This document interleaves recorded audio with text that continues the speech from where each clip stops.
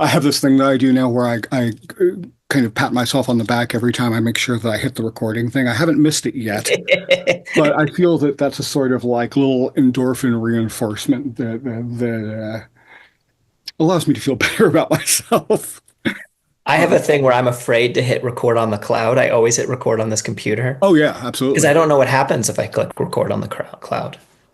Well, it goes up and becomes part of our ecosystem Yeah. and rains down upon us little bits of ones and zeros. I was talking to a friend of mine earlier today about pi, and I was like, it was great because just knowing how my buddy Nathan, other people who have watched this will probably have seen a thing with him on it. It's just like, if pi is infinite and it's constantly and it's what is it? It's constantly different. That means that the binary code to write a universe simulator is somewhere in pi. And I could watch as his text started coming back as he got angrier and angrier that I was right about it. So just thinking about these all these numbers floating around made me think about that. All right. So here we are, episode I don't know, because I don't know what order these are going to be in. And this is my friend Margaret Killjoy, who I have known since she was 16, Yep. uh, where I taught her art, and her father very bravely let her come into Baltimore City from kind of more rural Maryland and take an art class by herself with some dude she met online. Yep. So who looked like this. Yeah. So, which is just I feel like it's a testament to the fact that that the person that I am manages to come through text and IRC and Yeah. as a decent human being, and B that her dad's very cool. Um, Well, the first time I met you, mhm, I had bought some art from you, mhm, and you and Donna had driven to suburban Maryland and delivered the art. And my mhm. dad decided he liked you because you were wearing a T-shirt that said, "When I grow up, I want to be just like me." Well, there you go then. And so he decided he trusted you, and he was right. Well, that's good. I'm glad. And you know, it, it was a very cool experience. I love teaching and you just dove right into it, which was also and got into New York. Pratt. Pratt, yes. I Yep. kept seeing four letters and I wanted to say SCAD, but I knew that wasn't right. So which actually segues very nicely to my usual starting question, which is when you were a kid, what was the first thing that like you really locked into and got fascinated by? Maybe castles. Hmm. I refused to read fiction when I was very young. I'm totally neurotypical because it was fake, and I was like, I don't want to read fake stuff. So I would go to the library and check out books on castles, but nonfiction books about castles. Um, but then I think in terms of kind of the next step from there was writing, and I actually did get into fiction, and then immediately fell very, very deeply into fiction. Did you have those big the big picture book Yeah. castle books with all the schematics and all that shit? Yep. The one that's just called Castle, and there's another Yeah, one like yeah. Pyramid, and yeah. Yep. I Yeah. never had any of those, but I coveted them when I Oh, saw I them. would get them from the library. Hmm. Yeah. But yeah, so you went to writing and then art since Yep. and really so for as I recall anyway, for a long time you were just or not a long time, but for a number of years from 16, then you got into Pratt. You were just really focused more on the art thing, and you were doing a little bit of music Mhm. stuff.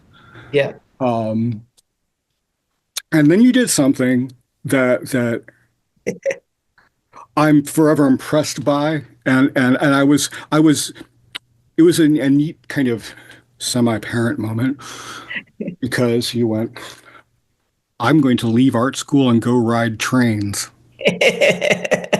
Yep. And I was like, but we worked so hard. Uh, but I also remember saying, if it was anybody else, I would think this was a really, really bad idea.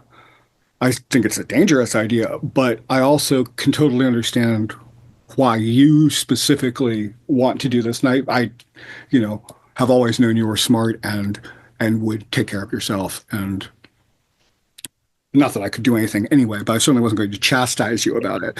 But Yeah. you know, it was definitely one of those things where you know, like once you get over the initial sort of, oh, okay, is this all right? You know, and thinking about it logically was like, okay, you know, you're a perfectly smart person. I trust you. I'm sure you'll get whatever you get out of it, and you'll use it. Yeah. And you absolutely did. You know, like you would go off and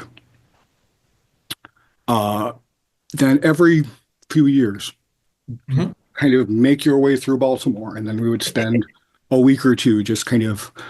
I always felt like I was what is it? Just getting all the stories and kind of it was fun because I remember I would sit there and you know I've got you know 10, 15 years on you or however much, Yeah. and so it was cool kind of going, okay, this was what your experience was. And then I would kind of go, okay, have you thought about these things? And kind of Yeah. looking at it from this outside perspective, Yeah. which to me always seemed like you never pushed back on that, which I thought was cool. Like it would have been very easy, I think, and it's something very common, I think, with young people to kind of go, you don't know, just because it's an anti, you know, or a different point of view. Yeah. Yeah. You were always challenging, for anyone who is listening and doesn't know, I went to art school. I dropped out. I basically was like, well, I'm going to ride trains and overthrow the government. And I wasn't very good at either of those things. But I had an interesting time trying both. And, I would hitchhike and hop trains around to different protests and things like that, and fell into squatting and all of these things. And actually, one thing I really remember, and I first started by squatting near Baltimore in Towson, where I'm not from, but it's a suburb of Baltimore, now famous for Luigi Mangione's hometown. And I would hang out with these like street punks, and then here would come Steve to check on me. And so if I had my goth dad, I refer to you all as my goth parents, and the fact that you all would come check on me every now and then, I think gave me a lot of cred, and also like maybe kept people from fucking with me. Because you're probably aware that you're a reasonably intimidating person. I have my Uh, moments. and when I was 19, I was not as much. But yeah, and I always really enjoyed talking to you about stuff because you would push back. I think a lot about echo chambers, Hmm. and I think a lot about how subculture is very, very useful and interesting, but also has all the same ingredients that spin off into cults, Hmm. right? And I think that like we were actually talking about this before we started recording too, about one of the reasons I think this show that you're doing is so interesting is such a diverse range of people. I think that staying cutting off outside inputs is the dangerous part. And so, yeah, I remember always appreciating, even if sometimes I was like, oh, well, I think Steve's wrong, I and may very well have been too. I mean, you were the one out there doing the thing. You know, I yeah, was just kind of looking at it from a more sedentary local, you know, just kind yeah, of like trying to think through all of the, but you were there. So, I mean, you were yeah, obviously operating with more practical experience. yeah, but it still was it was a good check. And the fact that we had this like long history of trust, I think really helped. So um, I don't know, it's very useful to me, and I've always really appreciated it. I'm glad. You know, that's cool. But I think you're right about the long history of trust because I would never, you know, give you intentionally bad advice or ever try and even question something you were doing with the intent of proving you wrong. Right. It was always just, have you thought about these aspects of it? And if you have, that's cool. That's fine, you know, but you know, if not, I'm just reminding you that these things are there. Yeah. Um, and I know you got, and that was when you really got serious about writing because you would just everything like, stuff would just come to us or you would bring it to us, and it was always very good. You've always been very good at it. Um, Like it's, I mean, you know, I tell you I'm proud of you, and but It kind of like Donna, actually, when you read the stuff that we still sell that she wrote when she was 16, that happened because we started dating and she was like, well, I'm a writer too. I was like, of course. And then I go and I read it and it was really And good. you're like, oh, you're actually a Yeah, writer. like you're actually good at this. And, Yeah. um, so both of you are people who were, I'm not going to say gifted. I hate that, or talented. I hate that one even more at a young age, but you just knew you were putting the work into it and you just had that innate knack for it. Well, one of the things I think about a lot that I specifically around the time that I first met you and I started learning visual art is that, when I was a teenager, I knew I kind of wanted to be an artist, but I didn't know what that looked like. And I didn't feel like I had any like specific visual art talent, but I was trying and I was trying all of these different things. And so I learned the foundations of painting and figure drawing and stuff from you and helped develop a lot of my own aesthetic sense. And and then in art school, I studied more on, I worked more in photography because it felt a little bit more under my control because of on some level a mechanical process. And, I was always making music. But the thing that I realized at some point with my writing is that like, I sort of have this, okay, the way I've gone about my life as best as possible is to think if something's humanly possible, well, I'm a human. Hmm. So therefore it's me possible. Hmm. Yep. And so, but there are certain things that like come easily and come hard. And like I have these instruments on the wall behind me and I love them and I built some of them and whatever. And I'm not very good at playing them. I play them and I enjoy it and I make music and I like my band and things like that. But like making music, especially acoustic music or non-electronic music, is a little bit pulling teeth for me. And I had to really learn it. I had to like sit down and study music theory. Hmm. And so the same amount of effort gives me less um, reward in terms of what I've successfully created, not in terms of enjoyment. It's actually Hmm. just as enjoyable. Whereas writing has come more naturally to me.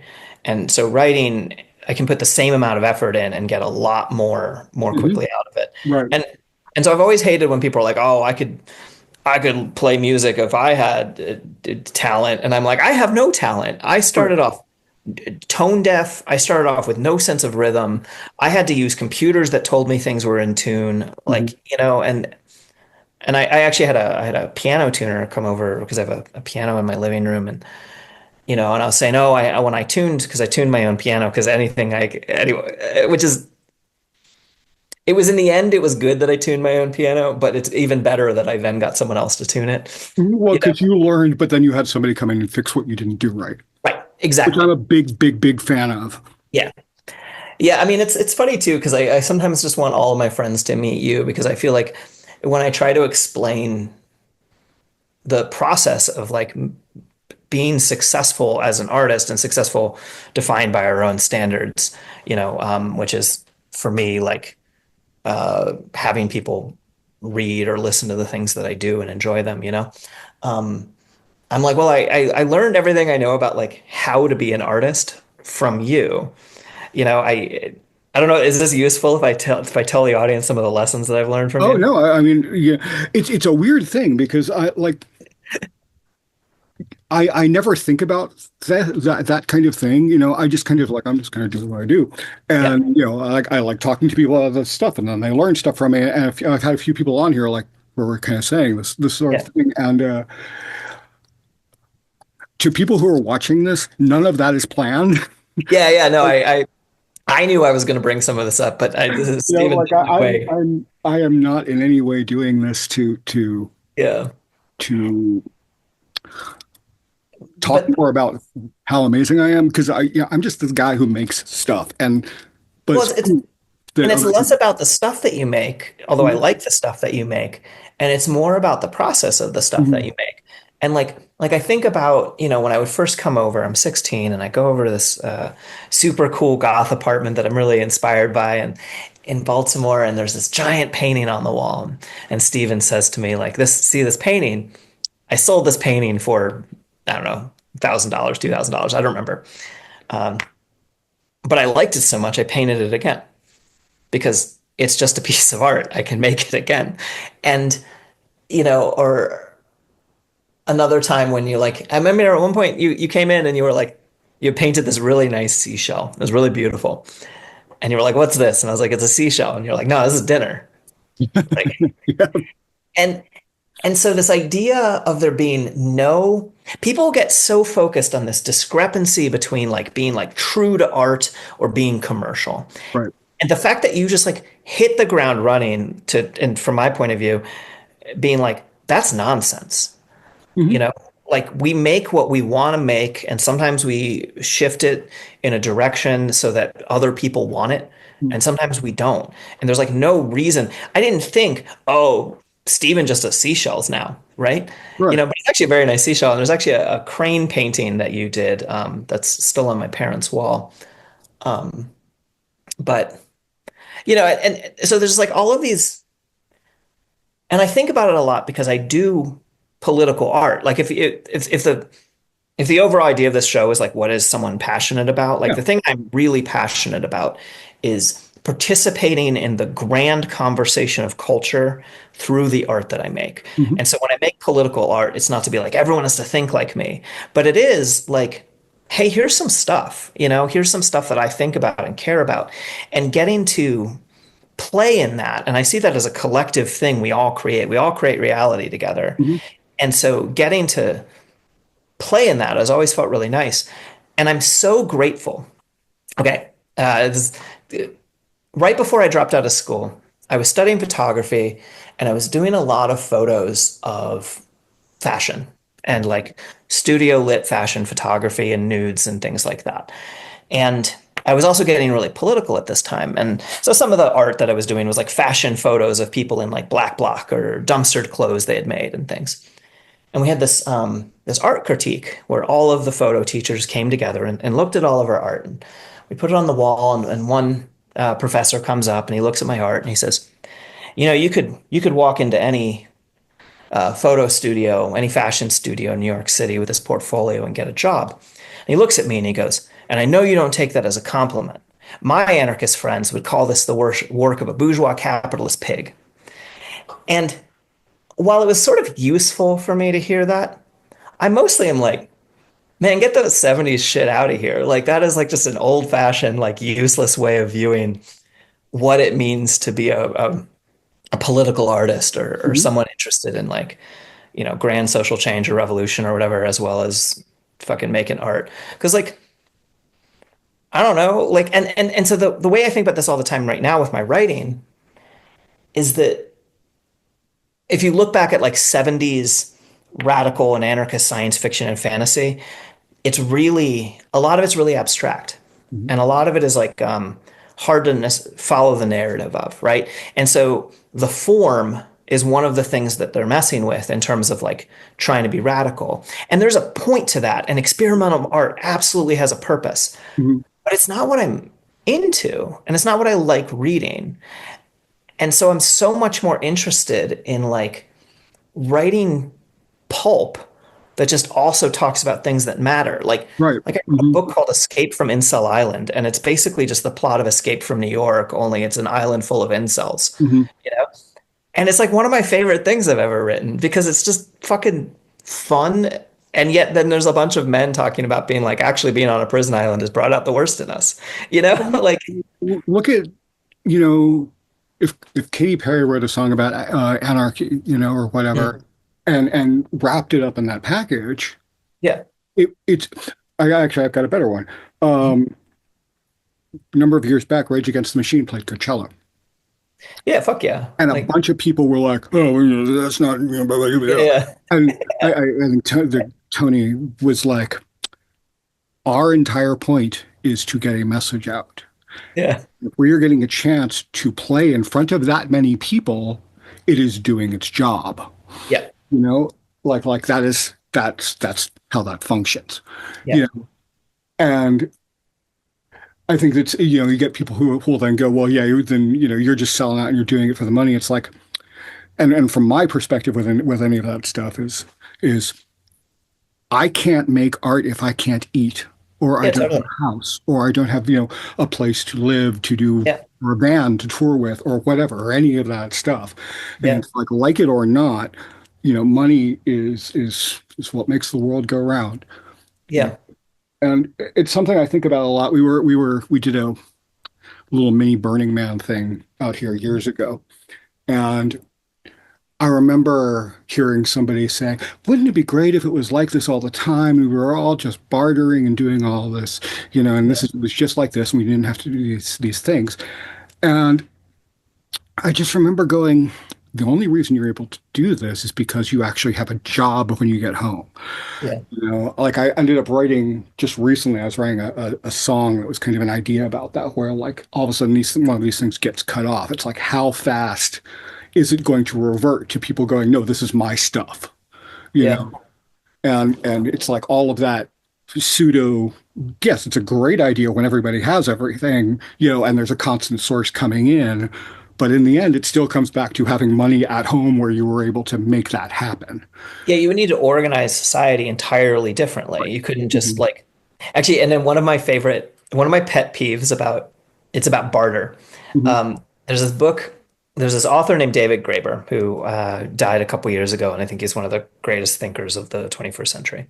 He's this anarchist anthropologist, um, and and he wrote a book, a history of money called Debt, and it is a history of money. It's an anthropologist history of money, and it points out barter comes after money. Mhm. Like so you don't have barter societies until you have money societies. Mhm. The thing that comes before barter is like mostly people just kind of giving things to each other freely, except usually within their own group. And then Mhm. you start like looking at things like trade and money and things when you're looking at the out group, right? And how you interact with the rest of the world. Yeah, Uh, and you also have to have a universal, some sort of agreed upon universal value that yeah. everybody can, and barter doesn't really work well if people don't understand the value of the thing. Yeah, there's like I remember once going to a rainbow gathering, which is I love admitting to and whatever. And and I went to trade circle and I was like, I wanted lock picks, right? But the person who had lock picks didn't want what I wanted. So I had to go trade for weed in order to come back. And I don't smoke weed. I have no interest in weed. It was money, Mhm. right? And you're like, if only we had some system by which we regulated our Mhm. barter.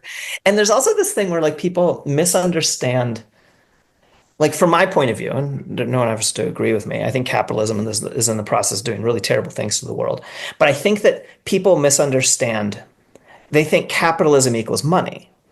And capitalism is a reasonably recent invention. Markets and money go back not tens of thousands, whatever. I've read this book, but I forgot the actual number of years. It goes back a really long way, right? And it's literally about how it gets distributed and how it gets hoarded and all of these things. And so I think that you have this like people, I don't know. I mean, maybe I'm talking to my own 19-year-old self here, but I'm like, I want people to actually like learn the actual underlying ideas here instead of just being like, everything is bad. Yeah. Ultimately, really, I mean, it's systems are systems, and money is what you decide, has value and things like that. It's the people that are pieces of shit. It's the people that are selfish and or mentally ill. And speaking as somebody who's mentally ill and on Yeah. medication for it, I feel okay saying that. But like, you know, uh, one of the other conversations I was having with somebody recently is I was you know, I have gone from being very like, yes, well, here as an artist, there's part of me that's like, well, I want to make something and have it exist. And I think humans are cool and we made some really cool stuff. Yeah. And, so even after I die, hey, society will keep going and we'll do science fiction stuff and it'll be cool. Yeah. And but I've been thinking about it more and more, and I keep kind of getting this really thing that I hate, which is kind of going, okay, well, it's here's the bell curve, and 50% of people are pretty fucking stupid, and so at least 50% that are smart and they'll make good decisions, right? No, because you have this next bell curve of people that are above that 50% who are mentally ill and haven't treated it or whatever, or aren't getting the proper treatment. So all of a sudden you're kind of knocking down the people that are relatively stable and smart. to these Mhm. this tiny little percentage of that whole group, making them very susceptible to all this cultish shit that's happening, all of just the dumb racism, and really just when my thing with mental illness is like until you're on your medication and you're balanced out, you're not really a person. You're just kind of a collection of responses. Um, Yeah. and that becomes a very manipulative, something that's very easy to manipulate, and I think we're seeing that now. I think this idea, I agree with you about the like, I mean, I think on some level, we're all a series of responses to Oh, various things. absolutely. And Yeah, I actually absolutely. I actually do believe in free will, like philosophically or whatever, but like, but I think that one of the problems is the system of rewards is like, so I actually think some of it is the systems Mhm. because we teach people this is the goal, right? Like the goal is, like I think that we have a specific, we have like my problem with capitalism, to use it as the example, and again, distinguishing it from money and markets and stuff like that, is it specifically rewards the accumulation not of like useful stuff and keeping it in circulation and doing stuff, but it specifically rewards holding on to things and not doing anything useful with them, Mm, right?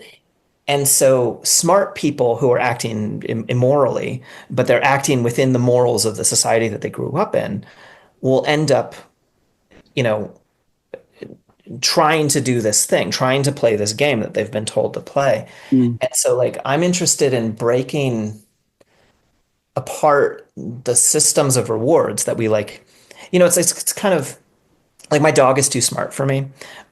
Like when he was a puppy, I took him to a trainer, and the trainer was like, "Oh, you're gonna have a problem with this dog. He's really smart," you know. And I'm like, "Ha ha ha ha!" It's a compliment. No, that's not a compliment. A dog is like, it's his role in our household is to like, on some level, let me know when strangers come, but then be nice to them and like keep everyone happy, right? But he has like 8 jobs that he's been bred to do, and where am I going with this? I just like talking about my dog. Um, but if you train, if you take a really smart dog and don't train him really well, he's he's going to behave worse, mm, right? And I think that you have like really smart people who have trained themselves mm. or trained by society to Right. act in really antisocial ways. Yeah. Like, well, if you have somebody who's very smart, and I think we can point to any number of examples uh, of people who are very smart but have uh, really fucked up senses of self, or Yeah, self-identity or whatever. And so instead of having this kind of like, I am a good person because I want to be a good person and I'm satisfied with myself because these are things that I have accomplished that matter to me, or I'm a good caretaker or whatever. Uh, and instead have learned that and have not been shown that those are good things to want to do. right, So all they're left with is, well, I'm a good person because I have more than you. right, And totally. that's a huge problem. And Yeah, I've noticed something that I think is hysterical, and I don't keep notes on this, so I can't give you a specific number. But yeah, back when I spent more time on social media and I would get into these dumb conversations with people, I would go and look at their pages because I was always curious, like, oh, first of all, are you actually a real person or not? yeah, yeah, But the other thing that I started really noticing this is that most of the people that I was getting into these arguments with, who are MAGA people or flat Earth people or whatever, yeah. their their top picture on their page for Facebook, or within just a few posts, was their car or Uh-huh. or some other thing that you can buy, but Yeah, like, you know, and I began to really realize that these people, like these people, but a lot of these people, and I would check it with other people too. Like I would actually go and look at people arguing against yeah, them just as kind of a control group. yeah, And it was still very, very noticeable just within this one side that yeah, the things they own are a huge part of their identity, you know. yeah, totally. And it has to be something, a language, like it has to be something that everybody else can understand.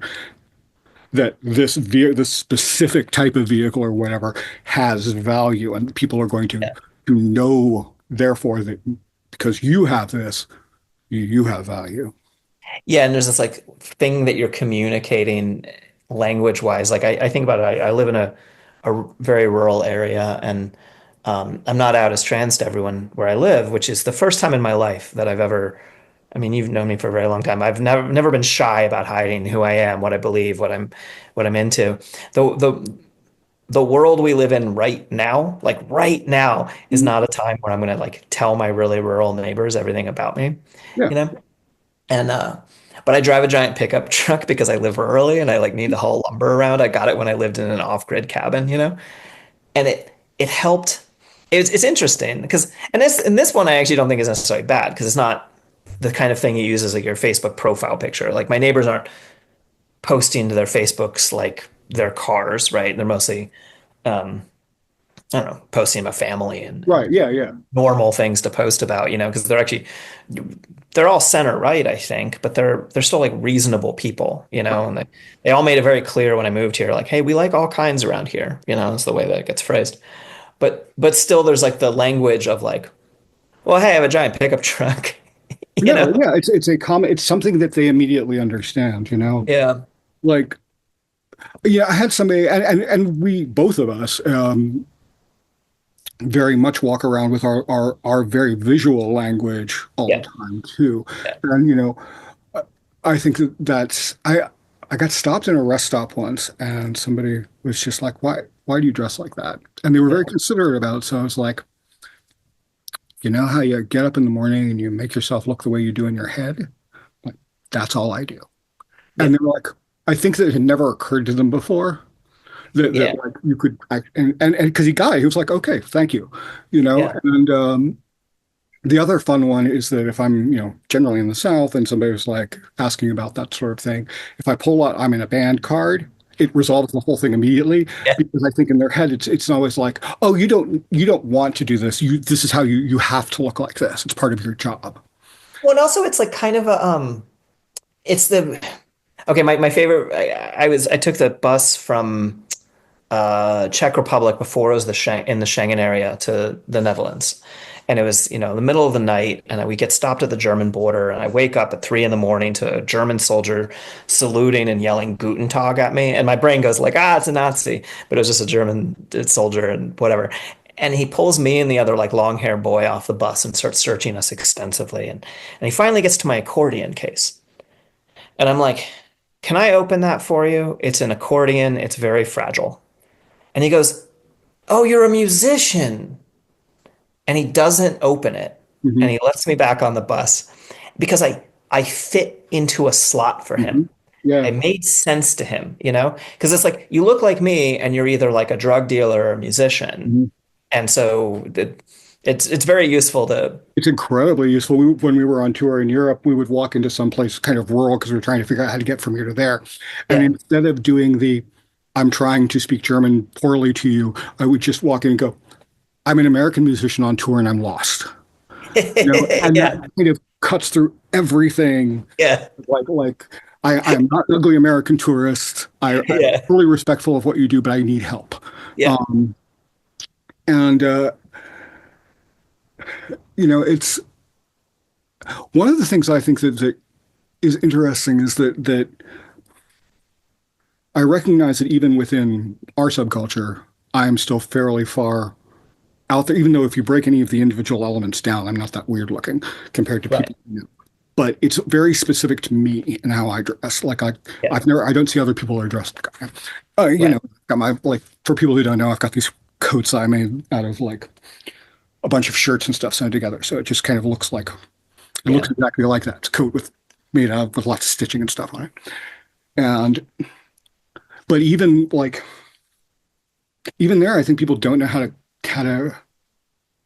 respond, but not in a bad way, because I Yeah. don't fit all of these like mall goth stereotypes or the stereotypical punk rock dude or any of these others that they already know and they know they don't like, or they Yeah. know how they feel about them one way or the other. Yeah. Like I'm a whole other thing. Yeah. And it seems like that actually goes a long way as well. I had somebody stop me and um, I hate I want to get back to you. I just think this story real quick. No, no, no. Yeah. Somebody stopped me in Walmart one time and he was trying to give me shit about it. And I turned to him, I was like, at the time I was like 45 or something. I was like, listen, I'm 45 years old and I dress like this Yeah. all the time, which means one of two things. Yeah. One, I am a complete fuck up. Yeah. Two, I'm really, really good at something. You know, and that basically just shut him down. And I was like, yeah, it's like I'm not, and it's never intentionally to be a dick, but it's like you started it. It's like Yeah. No, I anyway. mean, no, no, no. I think about this stuff a lot. Like, for years, and now actually, like, I never got my face tattooed literally only because I couldn't figure out what I would want tattooed Mhm. there because it's a very visible spot, you know? But I also used to tell people, I was like, look, as soon as I'm a New York Times bestselling author, I'll get a face tattoo. Because at that point, I'm stopped by the border guards. I'm just like, look, I am at the top of my field. Uh, like, Heck I don't know yeah. what to tell you, you know? And and then at some point I was like, no, I just literally can't come up with what I would get tattooed. But you know, yeah. Actually, I remember, okay, I asked you when I was 16 or 17, I was like, hey, when did you get your first tattoo? And you were like, I don't remember the year, but you were like 21 and I wouldn't have done it a day earlier. Like very and so I've always been very careful not to not get tattooed. My hands are tattooed, like, I'm very visibly tattooed, but just be thoughtful about Get it. some, yeah, get something don't do it impulsive. Well, Donna, like when she got her first tattoo, well, before that, she had it drawn up and stuck on the refrigerator for 2 years while she was aging, to be 18 to go get it. Yeah. So it's like she knew she wanted, she figured it out. So Yeah. yeah, absolutely. Um, all right, let's go back. So you have done just a remarkable. You've had a very remarkable life as far as accomplishments go. And I'm sure that there are many, many that I don't even know about, uh, which is really fucking cool. Like as somebody who has their fingers in so many pies, like you have to grow extra arms to have all the fingers and all the pies that you've got. Um, Photographer or writer, you ran Steampunk Magazine and created Steampunk Magazine. Um, and then just got right into to working with actual real publishers and getting books out. And you have a uh, huge in relation to mine online following. And you do very cool things with your Patreon, where like you send out little books every month or so, and we still have all of them. So I think we have an entire shelf that is just Hell yeah. um, and and then you were quite the activist, and I think the thing that was very cool about that is that you were an activist, but without being just god awful annoying about it. Yeah, yeah. You were never just so insufferable about like, you could have conversations about other things, like which is fantastic. That's how it should be. It's like these are the things I care about, but also I'm a human being and can do this stuff. It's not Yeah. I am manufacturing this or I'm doing this to make me feel better about me. You're doing it because you want to change things. Yeah. I Um, Go ahead. No, no, please talk. This is your thing, so I don't want to. Oh no, I mean it's funny because it's actually literally how I got the name Killjoy was that among other activists, I would be a little bit like, hey, what's that going to accomplish? I'd be Right. a little bit like, you know, uh, kind of almost an outside voice sometimes of being like, hey, we really need to think through like the decisions we're making here and things like that. Um, and it's interesting because like activism and activist culture have changed so much over the past 20 some years or whatever. Um, I mean, the most interesting thing for me is that I just like somehow became an elder at it without even noticing, without even, What happens? Yeah. yeah, yeah, no, and I'm like, but I have friends who are older than me. I can't be old, you know?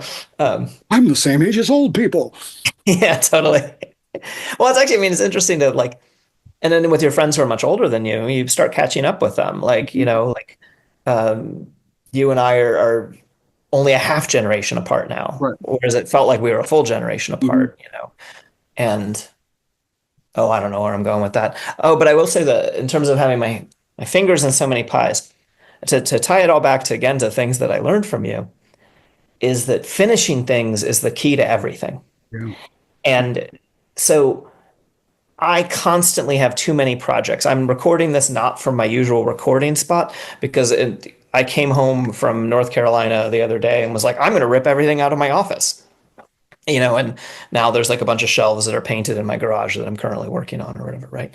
But like learning that learning about the dopamine hit of finishing the thing and now it's done. And I remember, you know, one of the main piece of advice that I now give to people is to iterate instead of revise, Hmm. right? You finish a thing and then it is done. And if people are like, "Hey," or you realize, "Oh, I would have done this thing differently." Well, just do it better the next time. There's no one book. There's no Fail better. one album, Hmm. you know? And so like I have the same, not the same as, you know, I'm actually okay. I realized that I had probably ADHD when I tried to have an office job for 2 years. And I was like, I can barely do this. How do people do this? And the answer was like medication. And I was like, oh, I built my entire life around the fact that I have this neurodivergence that Yeah, I, without even really knowing it, which is yeah, really weird. yeah, Like when you exactly. realize that. Yeah. And so then being like, oh, well, like, you know, and then I was like, okay, if there's certain things that if I wanted to accomplish, I'd probably need to go Mhm. like get medication around. And I'm not disparaging it for different people in different ways. Like, you know, I'm able to get stuff finished. Mhm. And so I clearly don't have it in the same way that some other people have it. But yeah, just like learning, like I also am constantly like thinking about the next book instead of my current book. But then I just like learn, I'm like, well, I have to finish the current book. Mhm. You know, the problem I'm having right now is I just sold a trilogy and the first book came out and I love it. But now I have to write the next two, but I'm already like thinking about these other books that I like started writing and I've you got know, I've got friends that I would watch them come up with an idea, work through the entire thing in their head, and then never do it yeah, because they did all the fun stuff. They figured it all right. out in their heads. Well, And actually, no, go ahead, sorry. no, I was just gonna say, and that always bothered me because I was just like, you're. It's just so like I'm all about solo system, and that's cool, but that's kind of taking it a step farther. Yeah. So. Well, I think that okay, one of the best other pieces of advice I ever got was I was on a panel at a anime convention with a person who at the time was the best-selling like self-published author in the country, at least in fantasy, Michael J. Sullivan. And I was on panel with him and his wife, and I feel bad that I don't remember his wife's name because he's not actually self-published. He is part of a team. He and his wife publish his books. Mhm. He writes the books, she publishes them.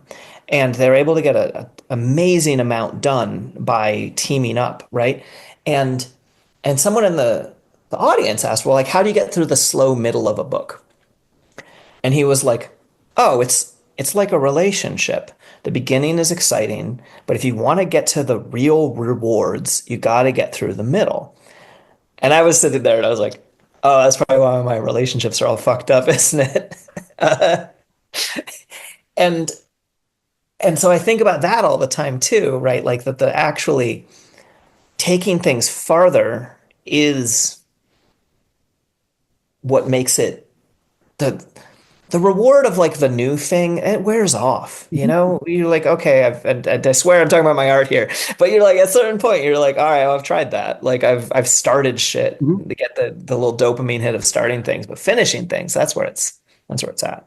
And I knew this dude who would run around and he felt considered himself as quite the artist, and he would show people his stuff, and it was always half finished, and he would always Yeah, get that cookie of oh, you have so much potential, that's so great, and then he yeah, never finished them. So back when we did the gallery, I was like, okay, 2 months, I want you to put 10 pieces together, yeah, show them, and he did, and he half-assed the entire fucking thing, like it was just stuff he cut out of his sketchbook and matted it, and I was yeah, like, okay, now we both know. yeah, Now you totally. know that given that chance, you're still not going to do it because for you, it's about that cookie and not about actually making the thing. Yeah.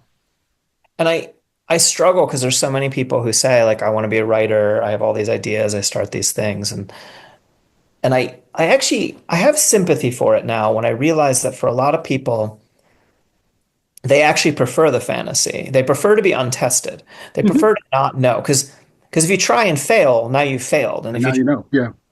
but it's like but that's the annoying thing is that I'm like but if you actually learn about writing, it's just a series of failures. Right. Like and I to the point where it almost was a cliche piece of advice, but I ended up using it and I love it. And I tell people to do it, which is um, focus on the rejections of your stories. Like, be like, hell yeah, I got rejected. Now I can send it out to the next place, and like, and then while you're submitting the story, you are already writing the next one. That's the big Anybody one that's right there. still worrying about the last one is not doing it right. And Yep. like, um, yeah, and I don't know, man. I tell that to young artists all the time because there's so much of it is they're so excited that they made this thing. Yeah, And there's this fear that they can't do it again. I'm like, well, you need to be able to do it again. It's your job. yeah, Um, totally. No one has carpenter's block. right. And I was like, so what you need to do is you need to make this as fast as possible, cut them out, give them away, do whatever you can do to get rid of whatever the thing Yeah, is, because you shouldn't be thinking about that thing anymore. Keep a record of it, keep a photo of whatever. Like, there's always something to go back to with it. But, get rid of it and get out there and you want to keep that momentum going. And that's where the good stuff is. yeah, Like Donna was away for 2 days. I challenged myself to write 3 songs in 2 days, and I did it because the momentum was just like bang, bang, bang, bang, bang. yeah. So yeah, I had another point. It's hard when you get two people with ADD. Yeah, totally. Um, but but yeah, it really does come like, oh, I remember what I was going to say. So that middle section, right? The good stuff, the really good serotonin hit, Yeah, that tension, the tension where you're just like, it's going to work, it's not going to work. That's what the thing that keeps you interested, right? yeah, So I always look at what I'm doing as like it's in a bubble, and I'm pushing that edge of that bubble out every single time. Like I'll come up with just some weird idea, and I'm like, well, let's try it and let's see what happens. And I'll yeah, push the bubble out, and that's where you're really feeling that resistance. And every once in a while, like you pop it and you're like, okay, that's where the end of that is. And then you can pull it back. And yeah, now you know what you're doing with it. But yeah, it's by setting up those how like my favorite part of a song, like how far can I push this? How far can I put this in, how long can I make this instrumental section go before it becomes really annoying? And then you pull it back to one, right. you And know. some of the most important shit that ever happens, I know it's kind of talking shit on experimental stuff, but I actually really love experimental stuff. In terms of some of the most interesting shit is stuff that completely broke all of the rules of what we expected. Like, um, I can't remember if you're the one who got me into Godspeed You Black Emperor, but it certainly seems possible that you did. And I know like, we were both into them at the same time. So yeah. And it was like, it hadn't occurred to me that you could have a 16-minute rock song that wasn't like an epic 70s style song, you know? mhm. And just like the different kind of emotional space that they were able to create. I'm like, oh, this never would have occurred to me. And so I'm glad it occurred to someone. And, Mhm. you know, But like one of the things that I realized once, and or I probably picked it up from somewhere, everything in art is tension and release, and yeah, that's particularly applies to music. Um, "Smells Like Teen Spirit," perfect pop song ever written. Like everybody knows it, but the main thing it does is it tells you exactly what it is within 15 seconds yeah, before totally. the lyrics start. Everything because it comes so it Yeah, like immediately says we're going to set this up and then we're going to break it and yeah, then we go back down. And for songs to work, it's all about setting up a pattern and then breaking the pattern. That's it. That's what the bridge is for. You got yeah, your pattern, intro, verse, chorus, bridge to break that pattern because you've already established that, and then you get out of it by again breaking that pattern with like a pair of choruses or whatever. yeah, Same thing applies to just everything. Like you have a character, and it's like you learn what the character is like, and that's cool. but then you throw them in a completely in a situation they don't know how to deal with it, and that's Yeah. breaking that pattern, Well, so. and one of the things with short stories is theoretically, and any writing advice, of course, people can take it or leave it, whatever. But like in traditional Western genre writing, you want the first paragraph to tell your audience who the character is, where they are, and what their problem is. Mhm. And and I find that one of my favorite things about my books and from my reaction that I get to my books is that non-readers often like my books. Mhm. And people who have shorter attention spans, or people who used to read, or parents who couldn't get their kids to read book, will often tell me, "Hey, your books worked." They must be incredibly smooth. That's fucking cool. Yeah, and it's about, my most recent like novel is The Sapling Cage, and it's a YA about a trans girl witch.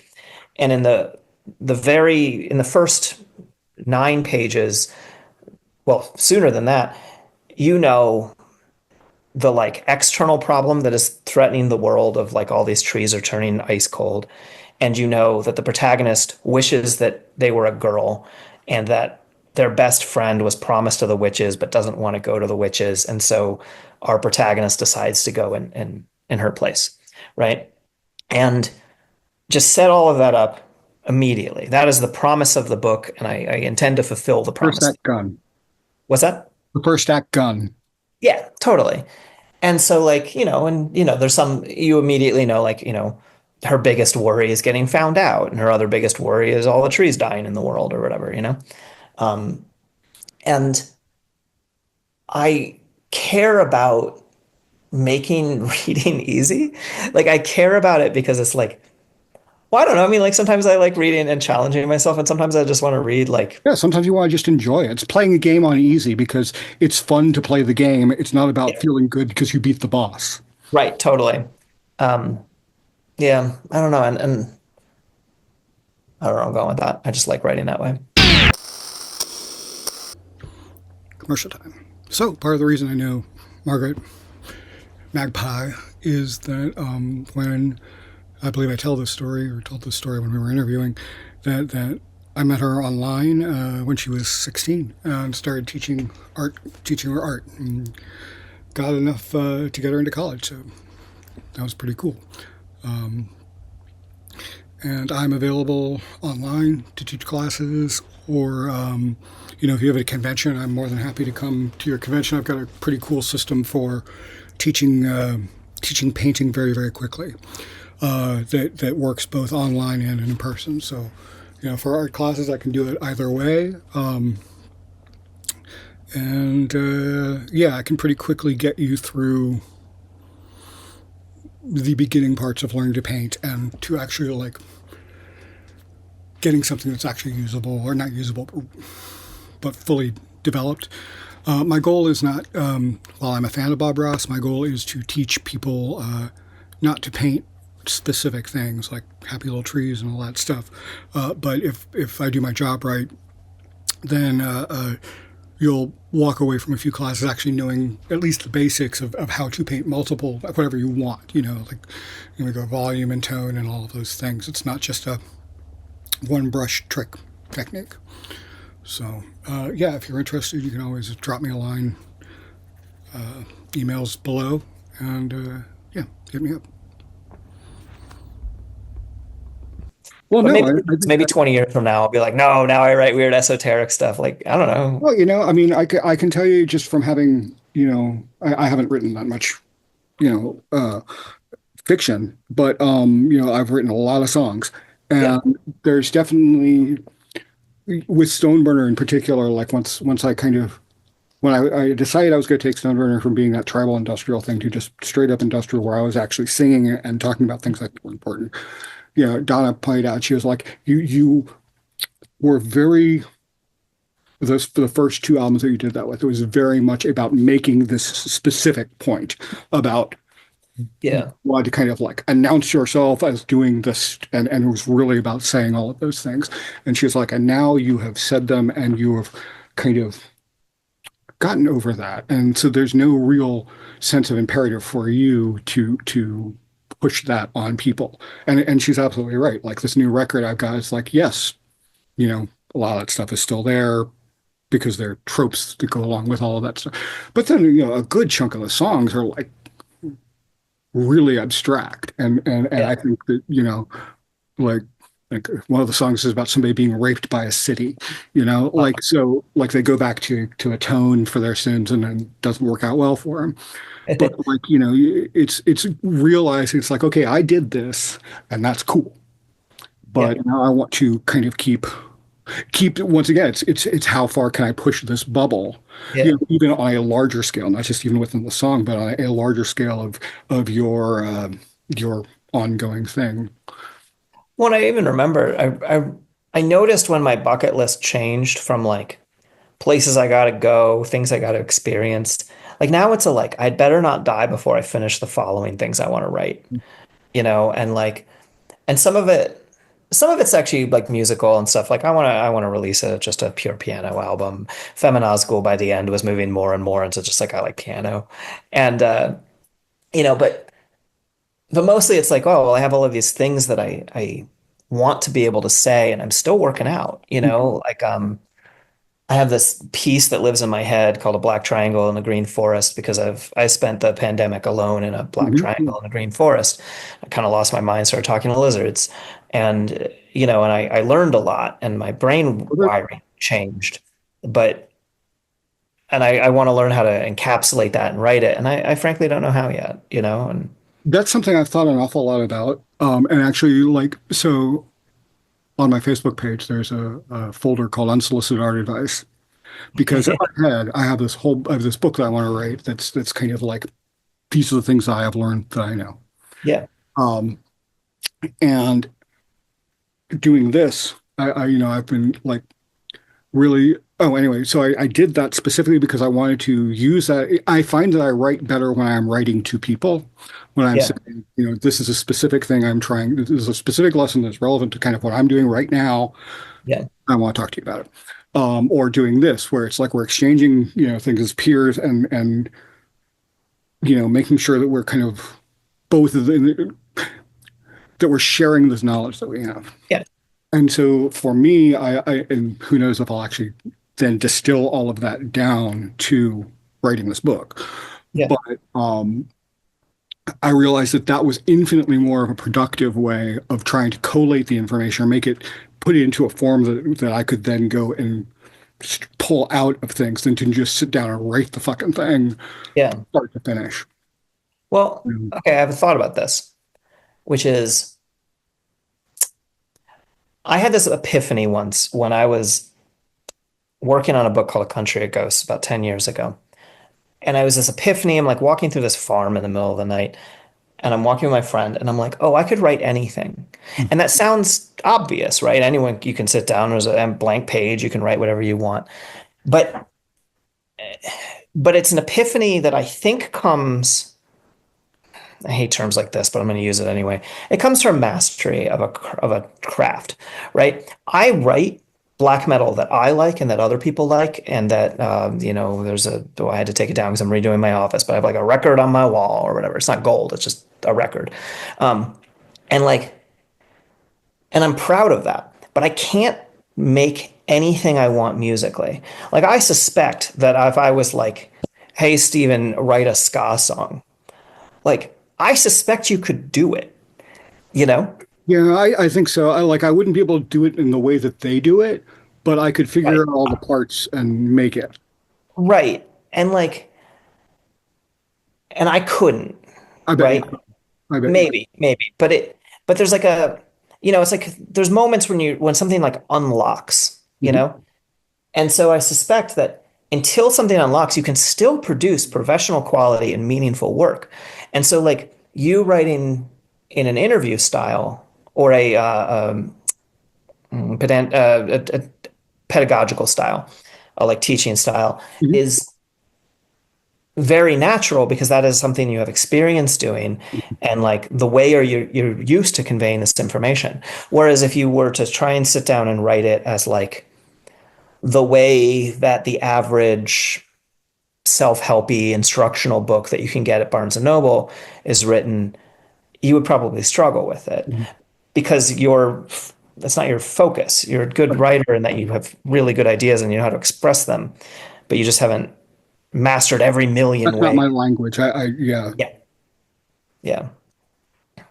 I don't know. Well, I still I'm looking forward to the book, and you should call it unsolicited art advice. I had I wish I could remember what it was uh because it was really insulting. My initial title for it was something like "You're a Princess. bad painter" or something to that. Yeah, yeah. Um, When every other contrarian went right, you didn't, and I really appreciate that about you because you have a basic moral sense.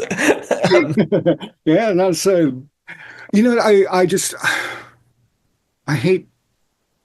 I had somebody get mad at me once because I'll post these things online about like welcome to your career in the arts. It's like somebody tripping down the stairs or whatever. Oh yeah, yeah. I I remember had that. somebody get mad at me because they're like, you should be building people up more. You should be telling about how great it is. I'm like, no, You know what's great? Yeah, because it's it's just hard not. fucking work. It's Yeah, fucking hard, and it yeah, is full of falling downstairs.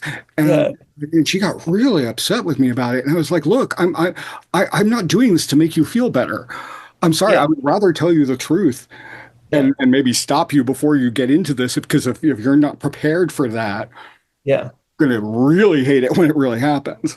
yeah, Um, you know, then just tell people I know, like shit, like I produce so much stuff, and I've straight up said it because I've had people who are like, "Oh, I wish I could do what you do," and I'm like, "No, you don't.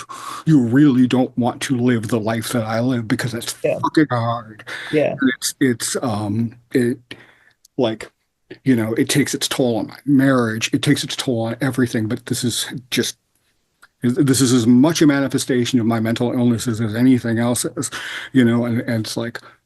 And I've turned it into something that I can use. And I'm really proud of the work that I've produced. But yeah, don't think for a second, if I couldn't turn it down and spend more quality time with my wife, or, when she comes in and starts talking to me and I'm so far down that hole, I'm just like, what? yeah. That sucks. So, it's yeah, there's a lot of amazing stuff that comes out of it. There's a lot of serious bullshit, so Yeah, and it's like it's I wouldn't trade my life for any other life that I could imagine. Well, I could imagine like my life, but slightly better, right? But yeah, of like, course. I used to, speaking of going on random tangents, for a long time I was like, oh, my goal is to pull an Enya. And I don't actually know much about Enya, but I have this theory that Enya got super wealthy and bought a castle and lives there with her cats, Right. is what I've always been told. Yeah. And I was like, that's my goal. And then finally I'm like, oh, I live in a brick house on a mountain in West Virginia with my dog. Right. Uh, like I have actually pulled an Enya. Mhm. Um, I just don't have a castle, and I'm like, Right, so that's what I can prove about any my life. artist that manages to just make a living doing what they do or what they're, at least most of the time is Yeah, remarkable. I think it's great. And then I have friends who have day jobs that they don't hate, which allow right, them to do what they love. right, And that's totally awesome too. Like it's totally yeah. awesome.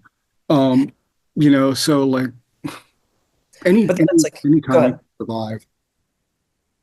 Well, I was just gonna say that like, how did I, like I lived off of about $5,000 a year for about 10 years. And then I lived off of about $20,000 a year for another like 5 years after that before I like started actually making any money at what I do, and like people are like, oh yeah, I could be an artist for time. And I'm like, I built a $3,000 cabin on my friend's land and lived there with no running water. Mhm. Like if that's what you want, then you could do it too. Yeah. It's what my Most buddy people don't Ted, want to who live that way. Ted, who I had on another one of these, it's what we both refer to as sucking from the shit pipe. Yeah. Yeah. Like Uh-huh. because the most valuable thing to an artist when they're developing their skills and their career is Yeah. time. Yeah, totally. Time to put into learning to do what you do. Yeah. Uh, sometimes and that includes like you figuring out what job you can do that's going to give you more available time to do the Yeah. work. And that's sometimes you just got to suck on that shit pipe for years because that's what you have to do in order to survive. Yeah. And all of us um, are still really a few bad sales from falling back down into that, Totally. unless you have like there is no bridge between where we are and those guys in Hollywood or whatever. Like you just do the best you can, and Yeah. you know, And I it's don't like, think people give a shit. but I like knowing that like, I like having a house. It's very nice to have a house instead of a cabin. But I'm like, I lived in a van for a really long time. And like, was it the best for my health? No, but like I figured it out. So it helps that I'm like, well, worst case scenario. Well, actually, I mean, the current worst case scenario has far more to do with the state of the political world. But like, worst case scenario financially, I'm like, all right, well, I know how to live in a van. Like, I know how to get by with nothing. And that's a nice fallback. And like when people ask like what, you know, advice for young artists or whatever, the two things that my two pithy go-tos, one right now is I'm like, you should store 3 days worth of food, 3 days of water, and 3 days worth of power for your cell phone. But that's just my advice for everybody right now.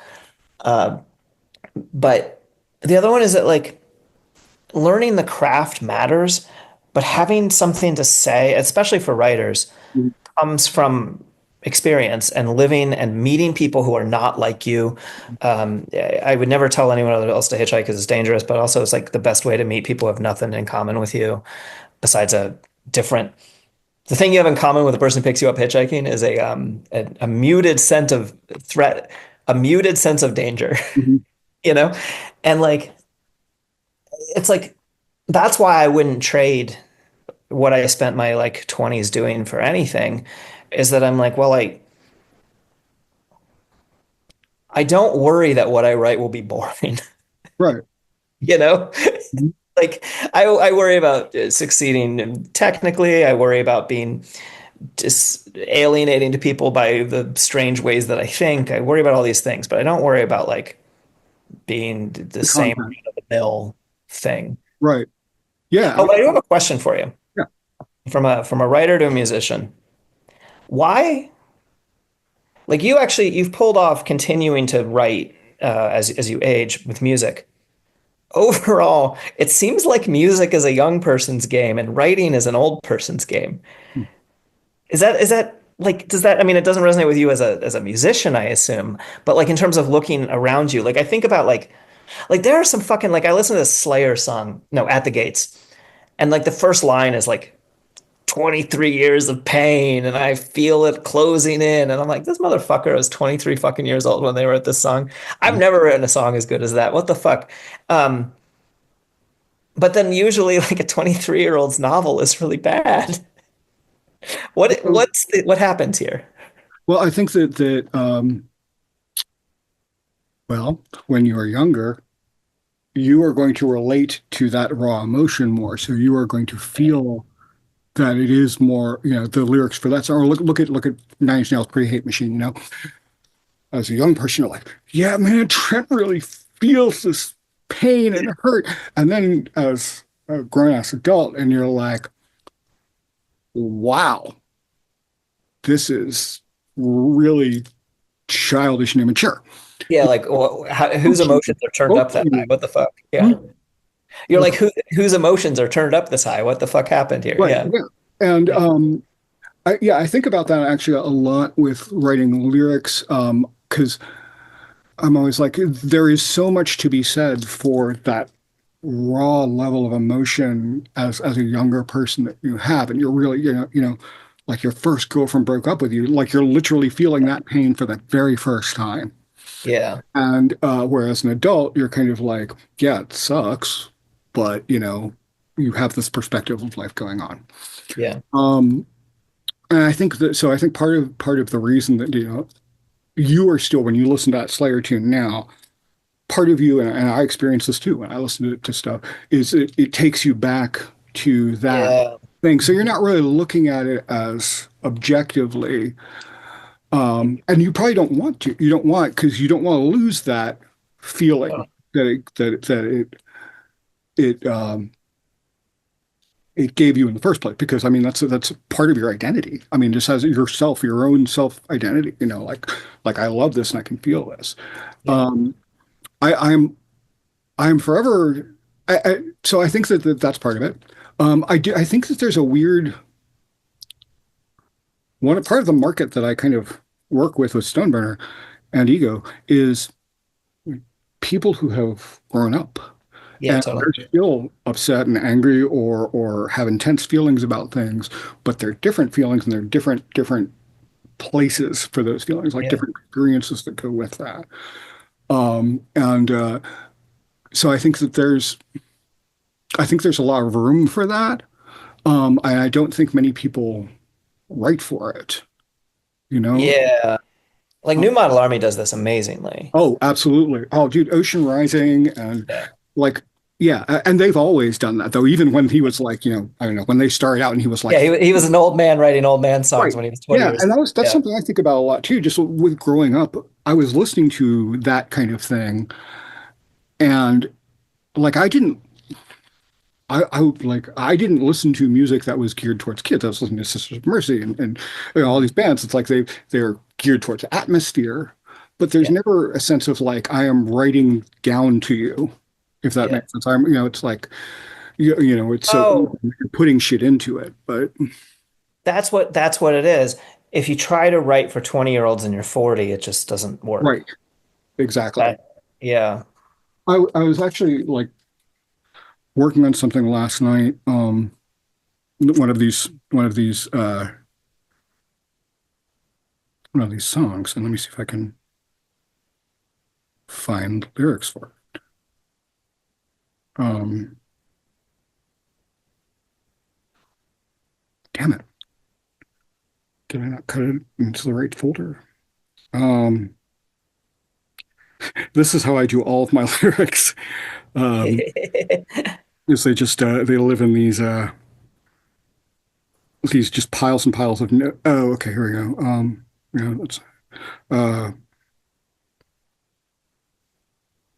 okay, actually this one will work. Uh it's one of the songs on this new thing I've been doing, but it's like we're all treading water now to avoid drowning in the cascade of new facts. We're all getting smaller now, looking for priest holes and well-hidden attics. Where's the Deus Ex Machina and Deus Ex Machina slowly descending from the ceiling? Where's your secret special spell? Who's going to save us now? And I was thinking about Yeah. how like all of what's happening now disproves witchcraft because Okay. women and the people who are into that are going to be very affected by this whole situation. And it's like, okay, you're the ones that are empowered. You're the ones who have this thing. Now's the time. Yeah, yeah. If you've got it, use it. And so it's kind of one of the nice things about writing as an adult is being able to really take all of that experience and really look at that line between how we see each other and I wish I could find the one that because there was this one it was really good and it's actually very appropriate to all of this um and this is me looking up something and not okay. You can always cut that out, although maybe you That want is to do true. Oh, okay, here we go. It's called the song's called The Rain Comes from the Gods Above. um I don't know where I acquired all these things on the shelves. I look at them and they stare past me into the I look at them and they stare past me into the shadow of myself. They remind me of an idea of a sketch I was going to make of a person I wanted to be in a picture someone would take. I've been thinking about it lately in the moments in between my daily genuflection before the drugs put me to sleep. Once upon a time, I did more than just survive and tell a well-worn story and spoil a page with rhyme. You also get to like include Dorothy Parker quotes in your songs because you know about that shit and that's cool. it. I don't believe in ghosts, but they exist. To say no to a new day is unthinkable, and to say you must say yes and step into the consequence. You've been mistaking habits for happiness all these years. You always knew what you wanted, but you drowned it in fear. Each day is a trade, a ritual, a sacrifice of time just to survive. To the dark gods further up the ladder in shiny cashmere suits, they smile ecstatically as they empty their bladder. Let the golden rain fall. And so that is one of the nice things about writing as an adult is you can just not give a shit. Yeah. Like the song, don't like the song, find it offensive, don't find it offensive. I'm going to tell you what I think, and I'm going to put this out there. And maybe that's it. Maybe it's that there is emotional content, but there's a lot more literal, just intellectualizing and thought going into it, not just I am getting these emotions out. Yeah. No, that makes sense. I think a lot about the fact that as I age, my emotions are not necessarily dulled, but like complicated. And Tempered. I'm able to navigate them more easily. Mhm. And, I think it's just practice. And sometimes I worry that it's also like just kind of a dulling of intensity. But you just kind of realize that, Context.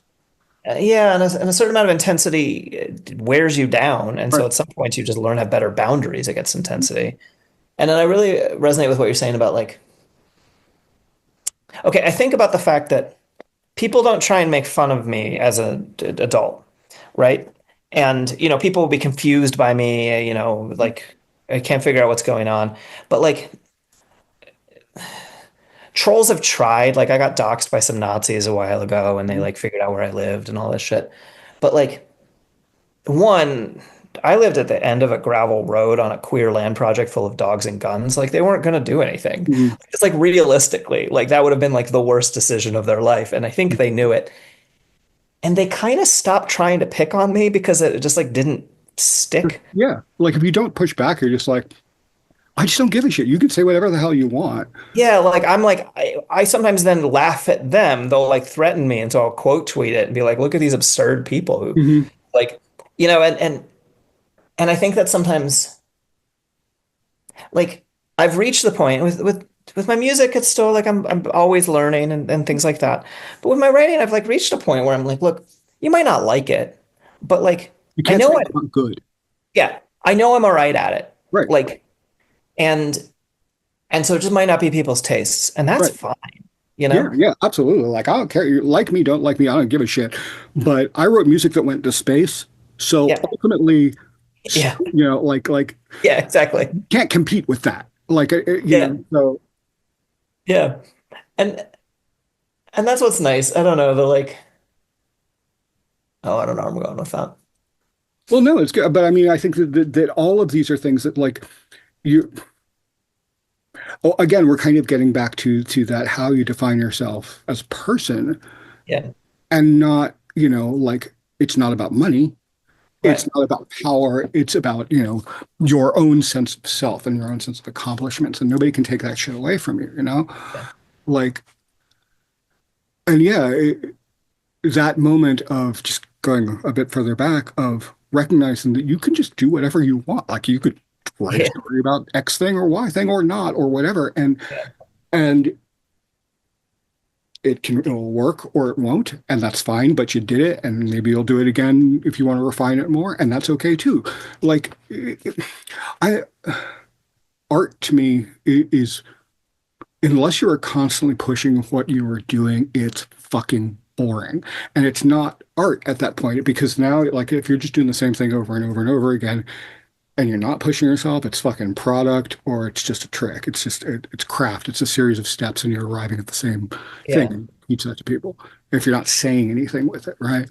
Like, I'm sure we've had this conversation, but I always hold Picasso up as like the ultimate ideal as an artist because had his first of all he was right out the gate at like 14 he was doing stuff that I'll never be able to do, but and then went through his blue period and he did that, so let's call that his pretty hate machine period. mhm. And then he got bored with it and started really thinking literally abstractly about like I want to paint where you can see all the sides of a person at the same time because I am limited by my one set of eyes.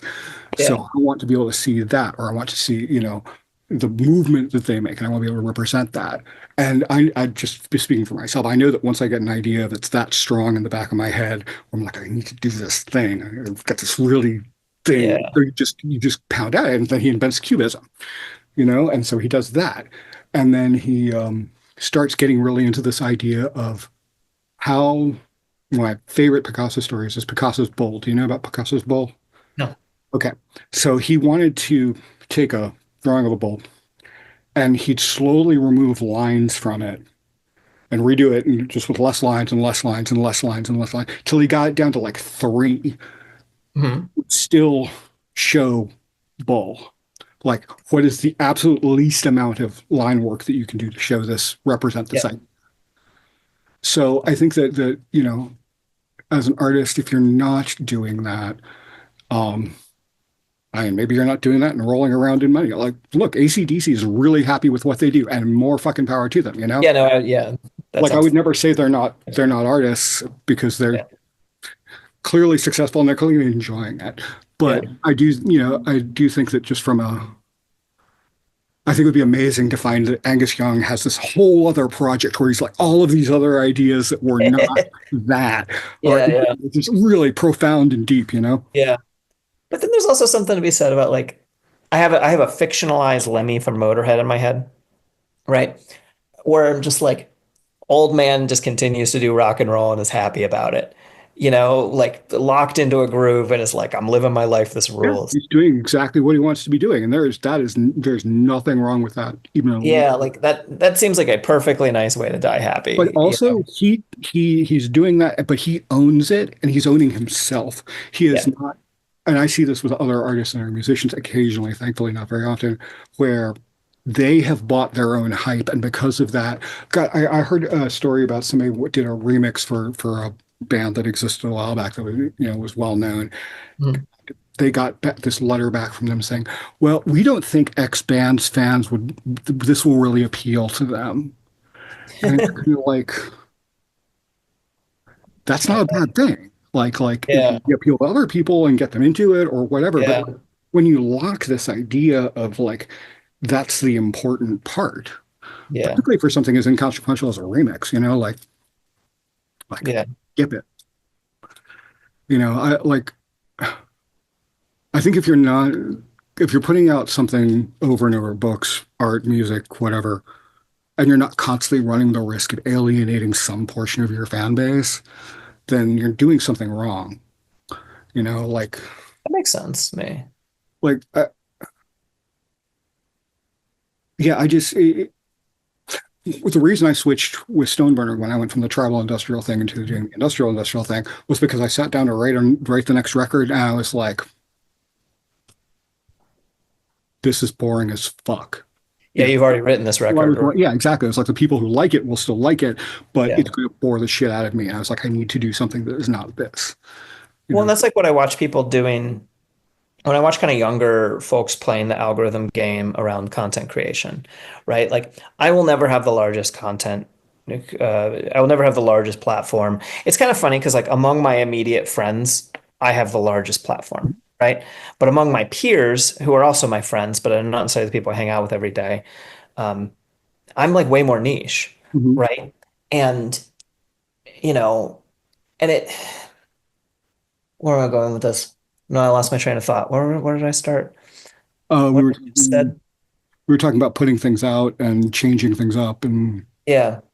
Yeah. Oh, so when I talk to people who are and I hear from people who are like playing the younger algorithm games, like there's this thing, the algo speak, where you instead of saying kill, you say yeah, unalive, and all of these things, and you block out Hamas and all of these things when you're trying to talk about whatever.